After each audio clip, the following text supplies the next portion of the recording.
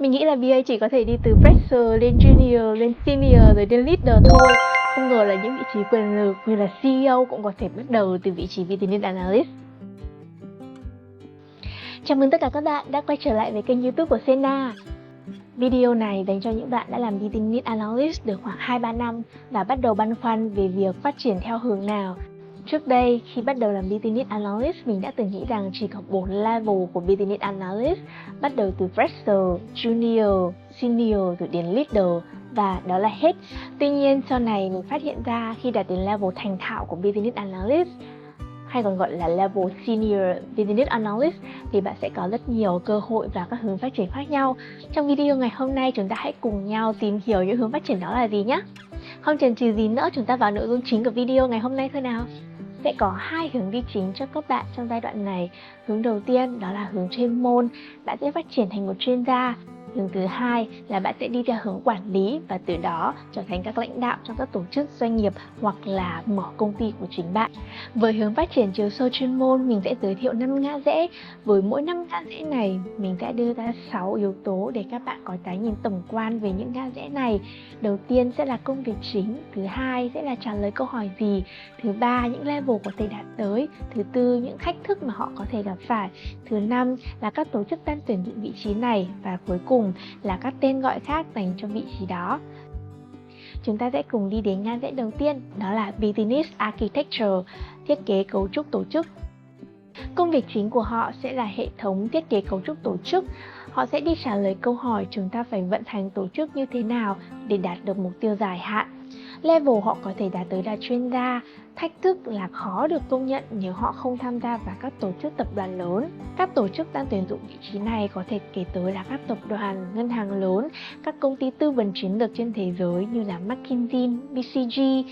Các tên gọi khác cho vị trí Business Architecture có thể kể đến như là Enterprise Business Architecture, Strategic Business Designer, Business Capability Architect. Chúng ta đến với ngã rẽ thứ hai, đó là Domain Expert. Công việc chính của Domain Expert là cung cấp kiến thức chuyên sâu về một lĩnh vực cụ thể, ví dụ như thanh toán quốc tế, logistics, bảo hiểm. Họ sẽ trả lời câu hỏi trong lĩnh vực này, thông lệ, luật chơi như thế nào, chi tiết ra làm sao. Level họ có thể đạt tới là Principal Consultant và sau đó là tới Partner. Thách thức của họ là có thể bị bó cứng trong một domain nếu như thị trường đó thoái trào. Các tổ chức tuyển dụng vị trí này có thể kể tới như ngân hàng, các tổ chức về bảo hiểm, các công ty về tài chính, hay các công ty tư vấn nghiệp vụ hoặc phần mềm chuyên ngành như IBM Consulting. Các tên gọi khác cho vị trí này có thể kể tới như Subject Matter Expert, Industry Expert. Chúng ta cùng đến với ngã rẽ thứ ba, đó là trở thành Solution Architect. Công việc chính của Solution Architect là thiết kế hệ thống, tối ưu giải pháp kỹ thuật để đảm bảo yêu cầu nghiệp vụ. Họ sẽ đi trả lời câu hỏi làm thế nào để hiện thực hóa yêu cầu nghiệp vụ thành một hệ thống có thể vận hành được. Level họ có thể đạt tới là Senior Solution Architect, sau đó là Enterprise Solution Architect.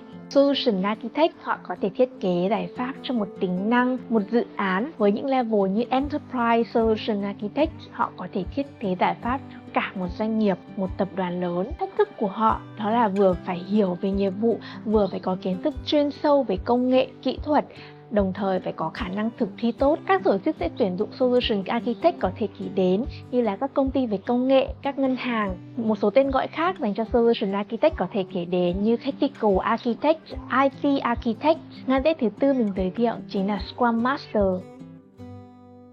Công việc chính của Scrum Master là điều phối đội nhóm đảm bảo thực hiện đúng quy trình Agile Scrum. Agile Scrum là một quy trình phát triển phần mềm.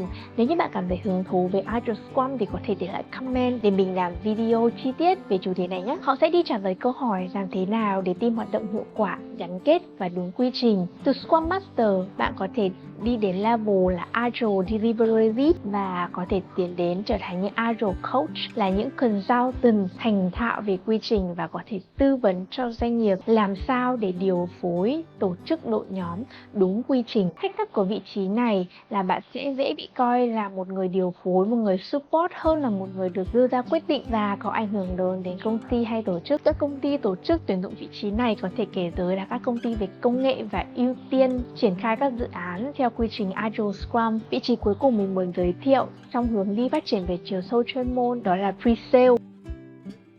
Công việc chính của Pre-Sale là tư vấn giải pháp, hỗ trợ cùng với đội sale đi bán hàng và chứng minh với khách hàng về năng lực cũng như về chất lượng sản phẩm của công ty. Họ sẽ trả lời câu hỏi giải pháp của chúng tôi hơn đối thủ ở đâu và tại sao bạn nên chọn chúng tôi thay vì một đối thủ khác. Các level có thể đạt tới đó là Solution Consultant, Principal Pre-Sale và Head of Pre-Sale. Thách thức của vị trí này là áp lực về doanh số, đòi hỏi họ vừa phải hiểu về kỹ thuật, vừa phải giỏi về giao tiếp. Các tổ chức tuyển dụng vị trí này có thể kể đến các công ty về công nghệ và hầu hết các công ty về công nghệ đều có một vị trí là Pre-Sale.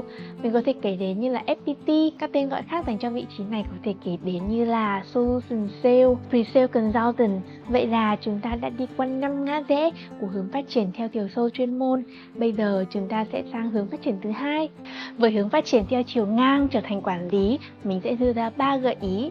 Đầu tiên sẽ làm Product Management. Công việc chính của Product Management là xây dựng định hình sản phẩm, chịu trách nhiệm với kết quả kinh doanh và sự thành công của sản phẩm đó. Họ sẽ trả lời câu hỏi khách hàng cần gì, làm sao để sản phẩm giải quyết đúng nhu cầu và tạo ra lợi nhuận. Những level họ sẽ trải qua bao gồm Product Owner, đến Product Manager và đến Head of Product. Thách thức của họ chính là áp lực lớn đến từ kết quả kinh doanh, đòi hỏi có tư duy chiến lược phải luôn cân bằng thị trường, nội bộ và nguồn lực đang có. Các tổ chức tuyển dụng có thể kể đến như các công ty về công nghệ, startup hoặc là những công ty về fintech, thương mại điện tử, vân vân. Các tên gọi khác dành cho vị trí này có thể kể đến như là Product Strategist, Product Leader. Ngã rẽ thứ hai trong hướng đi này mình gợi ý đó là Project Management. Công việc chính của Project Management là lên kế hoạch, điều phối nguồn lực, giám sát tiến độ và ngân sách của dự án. Họ sẽ cần trả lời câu hỏi làm sao để hoàn thành dự án đúng tiến độ, đúng chi phí và với nguồn lực được giao. Những level họ sẽ trải qua bao gồm Project Manager, rồi đến Program Manager và cuối cùng là Delivery Director. Thách thức nếu như bạn làm công việc này quá lâu, bạn sẽ dễ bị mắc kẹt trong việc quản lý nhân sự, quản lý timeline mà thiếu đi tính sáng tạo. Các tổ chức tuyển dụng là các công ty làm trong lĩnh vực công nghệ thông tin hoặc các ngân hàng có khối công nghệ thông tin. Ngã rẽ cuối cùng mà theo mình cực kỳ quyền lực đó là Digital Transformation Leadership. Công việc chính của vị trí này là lãnh đạo toàn bộ chương trình chuyển đổi số, hoạch định chiến lược thay đổi, quản lý toàn bộ danh mục sáng kiến và nguồn lực. Họ sẽ cần trả lời câu hỏi doanh nghiệp cần làm gì, đi đến đâu, đầu tư vào đâu để thành công trong 5 đến 10 năm tới.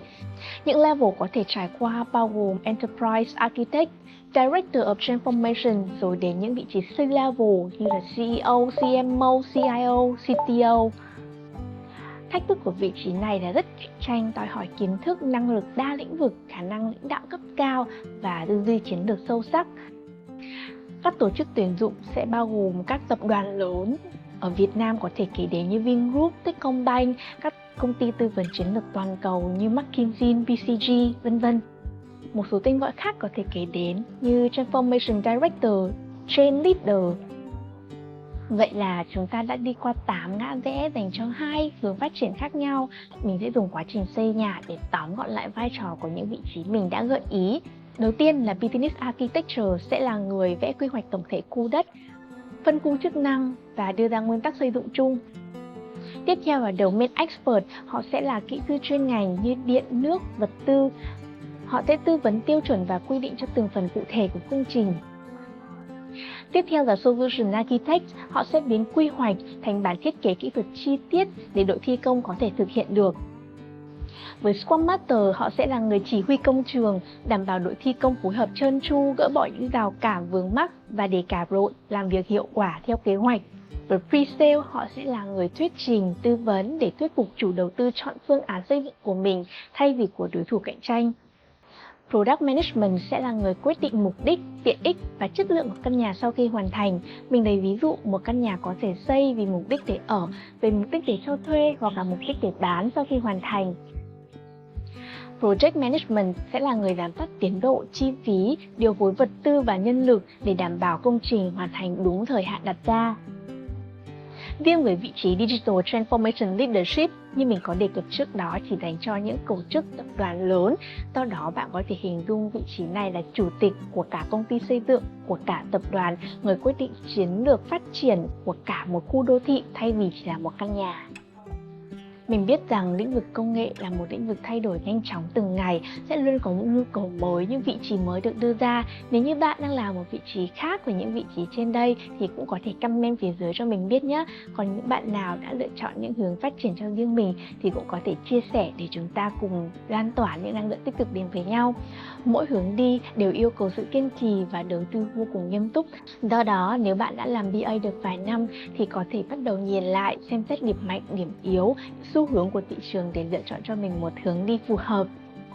Video hôm nay đến đây là kết thúc rồi. Nếu bạn thấy nội dung chia sẻ của mình là hữu ích thì hãy like, subscribe và bật chuông thông báo để ủng hộ mình ra thêm những nội dung khác nữa nhé. Xin chào và hẹn gặp lại!